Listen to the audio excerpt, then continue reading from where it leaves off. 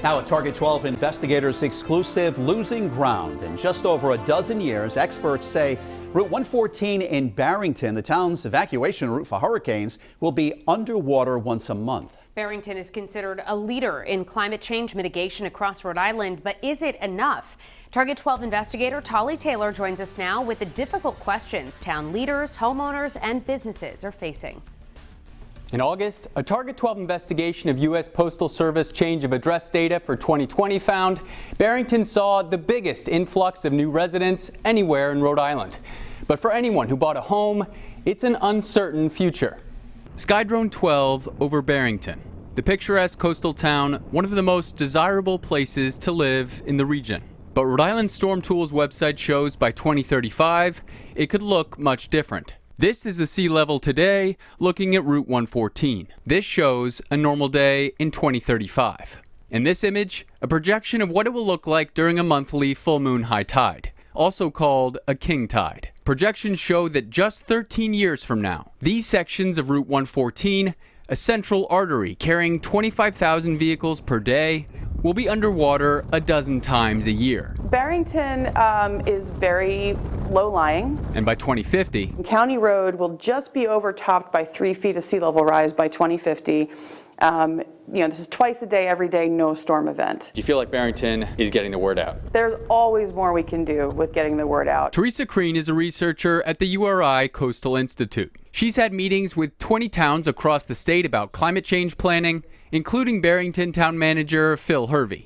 Where does climate change rank on your list of priorities? Is it in the top 10, the top 5? Well, personally, it's really my top concern. Barrington was one of the first to create a municipal resilience program in 2019. Barrington is vulnerable to climate change. You look at the maps, and we're one of the more vulnerable communities in Rhode Island. This animation shows the risks in Barrington aren't some distant worry. A storm like 1954's Hurricane Carol hitting Barrington today would effectively make it an archipelago, with nearly half the land flooded. 100-year storm doesn't mean that once we've had a 100-year storm, it won't happen again for 100 years. It's that every single year there is a 1% chance. In orange is what just a regular high tide will look like in 2035. Brian Timmy began leasing this location to open Blue Water Bar and Grill in Barrington 11 years ago and is considering buying the property. But data shows that by 2035, his restaurant won't just be near the water. It'll be surrounded by it. Does this information give you any second thoughts about possibly buying here? Yeah, it certainly does. Makes it a little more real looking at some of the data. Timmy says he hasn't heard anything from town leaders regarding climate change or sea level rise and wasn't aware of mitigation efforts. Start to wonder what these properties will look like. Across the bridge in Warren, the town's plan calls for moving homeowners from the low-lying Market Street neighborhood to a new neighborhood the town would build on higher ground. The projected cost is $138 million. But Barrington, with multi-million-dollar homes everywhere you look, faces a more expensive dilemma. Barrington can't afford to buy these people out and help move them and things like that. Yeah. How do you guys navigate that as a town? You're asking me questions that are big questions, and there will be definitely a difficult discussions to be had over time, but I don't have the answers yet. The day after our interview, Teresa Crean told Target 12 that she accepted an offer to become Barrington's new planning director. Coming up at 6, the steps Barrington is taking right now to limit climate change's impact on the area. With the Target 12 investigators, I'm Tolly Taylor, 12 News. New details in a Target 12 investigators exclusive losing ground. At 5, we told you that sections of Barrington will be underwater in just over a dozen years because of rising sea levels. And now we're looking at how much it'll cost the town and residents to fight it, and the plans already set in motion to reduce the effects of climate change. Target 12 investigator Tolly Taylor joins us now with the details. Data on sea level rise shows several miles of Route 114 in Barrington will experience flooding once a month by 2035. And that's just one example of the difficult and expensive dilemmas town leaders have to address in the years ahead. Route 114 in Barrington, a central artery carrying 25,000 vehicles per day. But by 2035, Rhode Island Storm Tools data mapping projections show a roughly 3-mile stretch will be underwater a dozen times a year.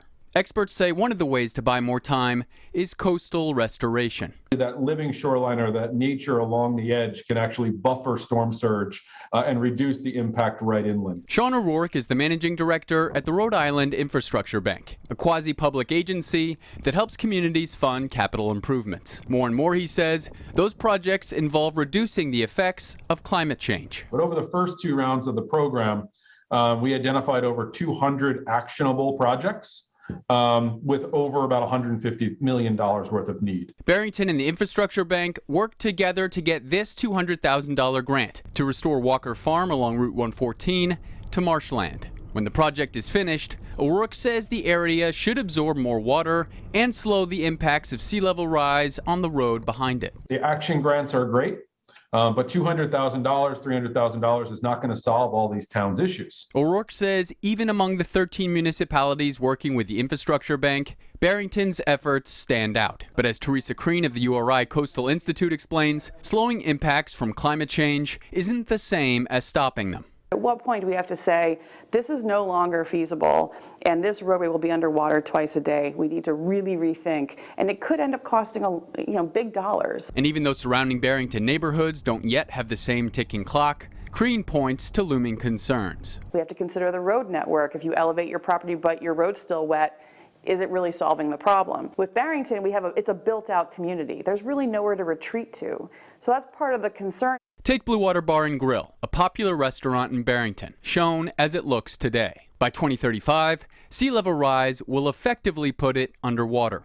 Is it ultimately up to the town whether that area gets a seawall? It's always going to be a collaboration between the town and the permitting agency. These are challenges that are confronting municipal leaders every single day now. Barrington Town Manager Phil Hervey tells me the town is building a residential development where the Zion Bible Institute campus is currently located. He says it's one of the few areas of the town that offers higher ground. With the Target 12 investigators, I'm Tolly Taylor, 12 News.